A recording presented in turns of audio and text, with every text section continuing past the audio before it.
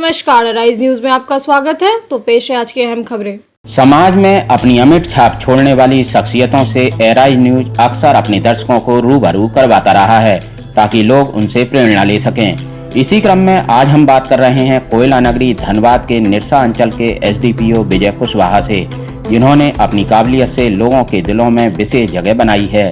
गिरिडीह जिले के बिन्नी थाना अंतर्गत छोटे से गांव के रहने वाले विजय कुशवाहा का बचपन बड़ी आर्थिक तंगी में बीता, लेकिन उन्होंने हिम्मत नहीं हारी। आखिरकार एक दिन उन्होंने अपने माता पिता का सपना पूरा करते हुए यूपीएससी की परीक्षा पास कर ली। आज वो निरसा में एसडीपीओ के पद पर तैनात हैं और क्षेत्र के कोयला माफिया के लिए काल बने हुए हैं। राइज न्यूज कोयलांचल ब्यूरो पवन मोदी ने उनसे उनकी जीवन गाथा के बारे में विस्तार से बात की। राइज न्यूज में आप सभी दर्शकों का स्वागत है।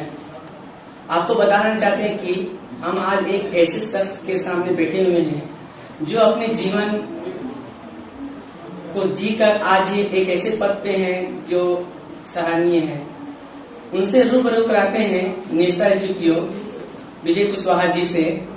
आइए जानते हैं इनके बचपन से लेके अभी तक की जीवन गाथा। सर, आपका जो स्कूलिंग बचपना किस तरह कटा? कि मेरा गांव गिरिडीह जिला के बिरनी थाना अंतर्गत पड़ता है। बिरनी थाना से भी 12-13 किलोमीटर अंदर है। अभी तो सड़कें बनी हुई है, लेकिन जब मैं अपना प्रारंभिक शिक्षा गांव में कर रहा था उस समय वहां पर केवल साइकिल चलने लायक सड़कें थी। हमारे गांव से 3 किलोमीटर दूर सरंडा गांव है, सरंडा मध्य विद्यालय। वहाँ हमारी प्रारंभिक शिक्षा बीती है और उस समय स्कूल की स्थिति काफी जर्जर थी। केवल एक भवन हुआ करता था और हम लोग 7th क्लास तक उसमें पढ़ते थे। तो बरसात में हम लोग सारे 7th क्लास एक ही साथ बढ़ जाते थे। पेड़ के नीचे हम लोग बैठते थे और टेबल और ये बेंच वगैरह का सिस्टम नहीं था, तो हम लोग अपना ही झोला में, बैग तो नहीं होता था, प्लास्टिक का झोला होता था, उसमें हम लोग किताब डालते थे और एक बोरा भी साथ में डाल लेते थे। तो हम वहां पर पेड़ के नीचे बोरे में बैठकर अपना पढ़ाई मैंने अपने गांव से किया है।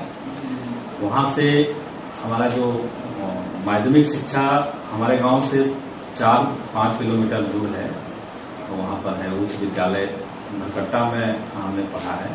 सर, यहाँ जानने की और उत्सुकता बड़ी है। सर, अपनी प्राथमिक जो शिक्षा हुई बहुत ही मैंने जर्जर अवस्था में हुई। इस बार स्कूलिंग भी आपने मतलब प्रखट्टा जाके, तो जाने का क्रम सर, जाने का प्रक्रिया क्या था? हमारे पास एक बहुत पुरानी साइकिल थी जो हमको मामा ने दिया था, मामा जी दिए थे। जब हम नीचे मिडिल स्कूल पास किए तो उसी में एक साइकिल हमको मामा जी दिए थे। उनके यहाँ पुराना साइकिल रखा हुआ था, उससे हम साइकिल से जाते थे। सुबह में नाश्ता करके जाते थे और हम लोग जब लंच का टाइम होता था तो हम लोग क्लास में ही बैठे रहते थे पानी वगैरह पी के। बाकी आसपास के लोग अपने जाते थे, लंच करके आते थे, तो हम लोग ऐसे ही क्लास में ही बैठे रहते थे। और फिर हम लोग 4 बजे छुट्टी होती थी, फिर साइकिल से घर आते थे और फिर घर में माँ खाना रख देती थी जो हम लोग दावत को। किसान परिवार में जन्मे विजय कुशवाहा जहां खेती किसानी में अपने पिता का हाथ बटाते, साथ ही पढ़ाई भी करते। इस दौरान उन्हें अक्सर अपने पिता से पुलिस अधिकारियों के रसूख के बारे में सुनने को मिलता, जो उनके मन मस्तिष्क में घर कर गया और उन्होंने पुलिस अधिकारी बनने की ठान ली और अपने लक्ष्य को पाकर ही दम लिया। और आज वो एक ऐसे पुलिस अधिकारी के रूप में हमारे सामने हैं जिनसे बदमाश खौफ खाते हैं। अपराध के प्रति जीरो टॉलरेंस की नीति रखने वाले विजय कुशवाहा की सख्ती का ही नतीजा है कि निरसा में कोयले का अवैध गोरख धंधा करने वालों की नींद उड़ गई है। वो आधी रात को भी छापेमारी के लिए निकल पड़ते हैं। किसानी से ही आप उभरे हैं, आपके पापा भी एक तरह किसान थे, आप भी उसमें इन्वॉल्व थे। तो वो पढ़ाई को, वहां से पढ़ाई को लेके आप यहाँ तक जो पहुंचे हैं, उसमें जो आपकी किसानी में किस तरह से आप करते थे? और अपने पापा कहाँ है, कैसे उनको मैनेज करते थे, पढ़ाई को कैसे एक्टिव रहे? ये मेरे पिताजी एक विशुद्ध किसान हैं और किसान मतलब छोटा किसान कहेंगे, क्योंकि छोटा किसान जो अपना हल बैल से अपना छोटा खेती में खेती करना। तो मैं पिताजी के साथ हमेशा काम किया हूँ और खेत में काम करने से लेके सब्जी को बाजार में ले जाने तक, और सब्जी जो बाजार में लगा के जब बिक्री पिताजी करते थे तब भी मैं वहाँ बैठा रहता था। मैं भी सब्जी इधर उधर करता था। तो मैं किसान का काम, जैसे सब्जियां लगाना हो, धान गेहूं, या मेरे पिताजी वृक्ष भी लगाए हैं बहुत सारे वृक्षारोपण में, तो मैं सारे काम जानता हूँ। हर तरह की सब्जियां, धान गेहूं चावल कैसे उगाया जाता है हमने सब खुद किया है पिताजी के साथ, और बाजार में उसको हमने बेचा भी है साथ में। तो सर उस तरह का जो आपने वो गरीबी को झेल के आज जो इस मुकाम पे हायर एजुकेशन के लिए आप वहां से, जैसे बरकाटा से आपका टर्नओवर कैसे हुआ, कि इस विभाग में जाना है? मेरे पिताजी का यही सपना था।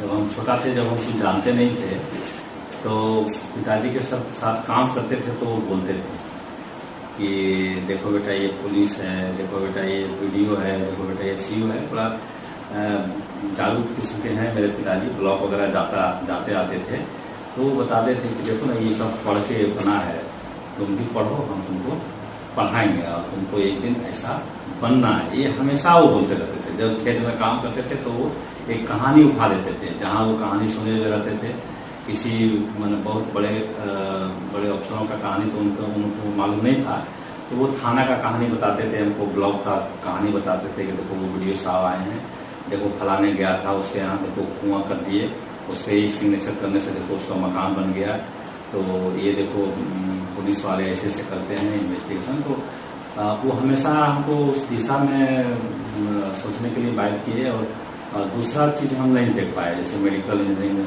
शिक्षा विभाग, उनको प्रशासनिक से बहुत लगाव था, और उसी उनका जो कहानी सुनते सुनते मेरा मन में बैठ गया कि एक दिन हमें बनना है।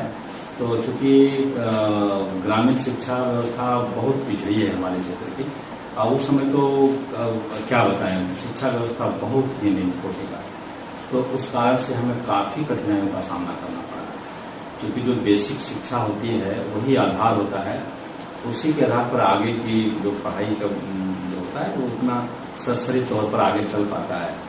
तो जब मैट्रिक के बाद जब कुछ हमें ये सब अनुभव होने लगा कि हमारी जो शिक्षा जो हमने पढ़ाई किया वो बहुत ही निम्न तबके का है, तो हमने विशेष खुद अपना अध्ययन करते थे, क्योंकि हमने ग्रेजुएशन तक कभी ट्यूशन नहीं हायर एजुकेशन सर कहाँ से आपने? तो खुद हमने सेल्फ पर स्टडी करके ये सब सिचुएशन है। यहाँ भगट्टा से पास करने के बाद मैं यहाँ धनबाद आ गया था। मेरे चाचा जी यहाँ रहते थे, केंदुआडी कॉलोनी में करते थे काम, अभी रिटायर हुए हैं। तो यहाँ हम RSP कॉलेज दिया में से +2 किए। +2 करने के बाद में फिर हम चले गए थे इधर, क्योंकि हमको देखना पड़ता था कि किस जगह पर शिक्षा बेटर कम पैसा लगे। उसमें पैसा मेरे लिए बहुत मायने रखता था, इसलिए ऐसे जगह पर ही हम मेरा शिक्षा हो पाया जहाँ कोई साधन हो रहने का या कोई सपोर्ट मिले। तो इधर मैंने फिर कहीं रहने का वैसा सपोर्ट नहीं था, तो फिर मैंने झुमरी तिलैया चला गया कोडरमा, वहाँ पर वहाँ से मैंने BA किया है। सर यहाँ एक और हम जानने की, जो पैसे की तंगी थी, उस तंगी को लेकर मैंने अभी सर्च किया तो आप ट्यूशन भी पढ़ाएं, तो सर इसकी रहस्य आपको कैसे जीवन को इतना सरलता से लेके उसको प्रभाव को कैसे हावी रहे कि महसूस नहीं होने देंगे कि आगे क्या होगा? देखिए, स्वाभिमान एक बहुत बड़ा चीज है। हर आदमी को अपने प्रति स्वाभिमानी होनी चाहिए। मतलब अपना जो मनुष्यत्व है, जो अपना भावना है, अपना कदर, अपना इज्जत, ये बहुत बड़ी चीज है। ये आदमी को बल प्रदान करता है, टूटने नहीं देता है। और इसी से आदमी अपना स्वाध्ययन या स्वरोजगार अपना अर्जन करता है। तो मैं मैट्रिक पास करने के बाद ही मैं मैट्रिक वालों को ट्यूशन पढ़ाता था। 8, 9, 10 को ट्यूशन यहाँ धनबाद में रख के भी मैंने मैट्रिक पढ़ाता था। अभी मैट्रिक पास भी किए हैं लोग, याद करते हैं। तो इस तरह से ट्यूशन भी मैं पढ़ाता था, और पिताजी हमेशा जो भी पैसा, मैक्सिमम पैसा वो बचा के हमें को देते थे। निरसा SDPO विजय कुशवाहा कहते हैं कि अक्सर देखा जाता है कि छात्र एक बार असफल होने के बाद निराश हो जाते हैं, लेकिन उन्हें हिम्मत नहीं हारनी चाहिए। अपनी कमजोरियों को जानकर उन्हें दूर करना चाहिए और बिना समय गंवाए धैर्य के साथ सही दिशा में फिर से प्रयास करना चाहिए। आपको सफलता जरूर मिलेगी। सर वो आप बहुत सारे स्टूडेंट अभी ऐसे हैं जो आपका ध्यान आपके द्वारा आपके जीवन से वो देख के उनको बहुत सारा प्रेरणा मिलेगा। उन ऐसे स्टूडेंट को कैसे आप प्रभावित करें, क्योंकि आपका जीवन एक खुद में एक इतिहास है और उन स्टूडेंट के लिए बहुत बड़ा काम आएगा, क्योंकि आपके अनुभव से वो जो पढ़ाई छोड़ गए हैं, 1-2 बार फेल होके और बैठ गए हैं लॉकडाउन में और वो हताश हो गए, उस स्टूडेंट को सर कैसे आप उनको मुख्य धारा में जोड़े कि वो अपना पढ़ाई को जारी रखें? ये समय गतिशील, समय रुकता नहीं है। पहली परीक्षा के बाद दूसरी के बाद तीसरी, जैसे जो यूपीएससी हो या बीपीएससी या यूपी का जो भी एग्जाम है झारखंड का है, पहला दूसरा तीसरा एग्जाम तो होता रहेगा। तो जब एक एग्जाम में आप सफल नहीं हो पाते हैं तो उसी समय तुरंत दूसरे एग्जाम के लिए तैयार हो जाना चाहिए। इसमें बहुत सारी कारण हैं जिसके कारण लोग असफल होते हैं। तो क्यों असफल हुए, उस कमजोरी को ढूंढना चाहिए और उसको दूर करने के लिए तुरंत लग जाना चाहिए बिना समय गवाए। क्योंकि अगला एग्जाम ठीक है, थोड़ा लेट एग्जाम होता है तो उसको उस समय का सदुपयोग करना चाहिए। 2 साल में एग्जाम हो रही है तो 2 साल तक आप स्टडी करेंगे तो सोचिए कहाँ पहुंच जाएंगे। तो उस समय का सदुपयोग करना चाहिए, संयम रखना चाहिए, अपने आप पर विश्वास रखना चाहिए। सही दिशा में सही आपको गाइडलाइन मिल रहा है, सही आपका सर्किल है तो आपको निश्चित सफलता मिलेगी। ये थे निशा एसडीपीओ विजय कुशवाहा जी, जो अपने अनुभव को रखें और वो आपने देखा कि छोटे से परिवार से इतना छोटी किसानी करके एक बाप पिताजी का और माँ का जो सपना होता है कि मेरे बेटा ऊंचे पद पे जाए, उन्हीं के छत्र छाया में उनका श्रम लेके उन मन में ठान लिया था कि मुझे वो बनना है, आज वो बन के तैयार है। आप लोग को आरआई न्यूज के माध्यम से यह भी कोशिश की है कि स्टूडेंट किस तरह से सिलेबस पास है। वो उन्होंने कहा कि सिलेबस सेम है, सिर्फ रेगुलरिटी और लगातार परिश्रम की जरूरत है। अपनी दिशा निर्देश को लेते हुए अपनी दिशा को ना भटके, और यदि कोई इंसान फेल होता है, क्योंकि जीवन में पास और फेल बनी रहती है, यदि फेल हुए तो पास भी होंगे, इसलिए निरंतर प्रयास करना चाहिए। आरआई न्यूज से मेरे सहयोगी तपन कुमार मंडल के साथ पवन कुमार मोदी, निशा धनबाद से।